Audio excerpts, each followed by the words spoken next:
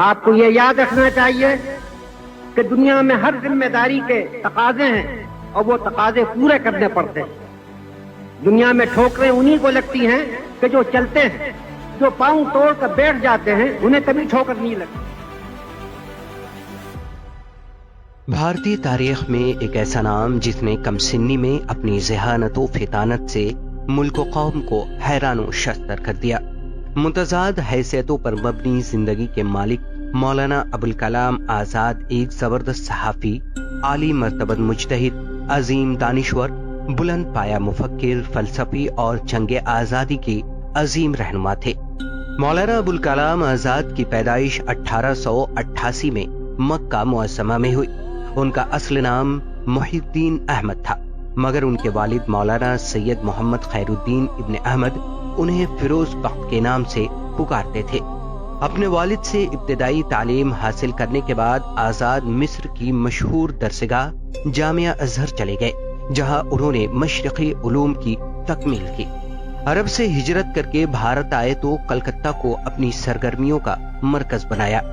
یہیں سے انہوں نے اپنی صحافتی اور سیاسی زندگی کا آغاز کیا۔ انہوں نے یہیں سے 15 برس کی عمر میں لسان الصدق جریدے کی ارادت کی اور سن 1912 میں 20 برس کی عمر میں الہلال کے نام سے ایک ہفتہ وار اخبار نکالا۔ یہ پہلا باتصویر سیاسی اخبار تھا۔ اس اخبار میں انگریزوں کی پالیسیوں کے خلاف مضامین شائع ہوتے تھے، جس پر انگریز حکومت نے پابندی لگا دی۔ اس کے بعد مولانا آزاد نے انگریز مخالف پالیسیوں پر دوسرا البلاغ اخبار جاری کیا۔ مولانا آزاد کا مقصد جہاں انگریزوں کی مخالفت تھا، وہیں قومی ہم آہنگی اور ہندو مسلم اتحاد پر ان کا پورا زور تھا۔ انہوں نے اپنے اخبارات کے ذریعے قومی وطنی جذبات کو بیدار کرنے کی کوشش کی۔ مولانا ابوالکلام آزاد سیاسی محاذ پر بھی سرگرم رہے۔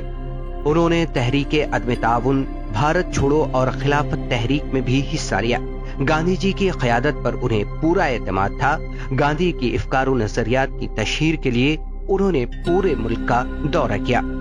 مولانا آزاد ایک اہم قومی لیڈر کی حیثیت سے ابھرے۔ وہ کانگریس پارٹی کے صدر بھی رہے۔ تحریک آزادی کے دوران انہیں جیل کی مشقتیں بھی سہنی پڑی۔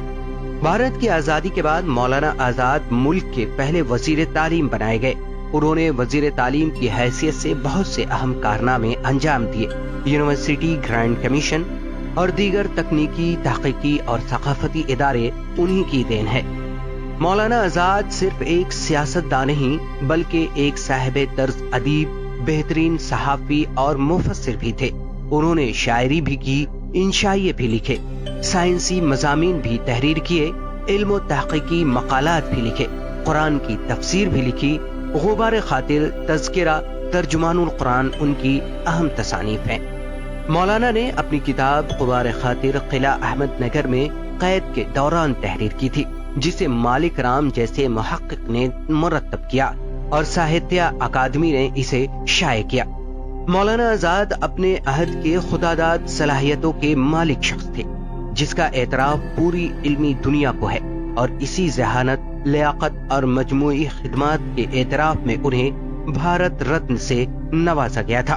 مولانا آزاد کا انتقال 2 فروری 1958 کو ہوا۔ اردو بازار جامع مسجد دہلی کے احاطے میں ان کا مدفن واقع ہے۔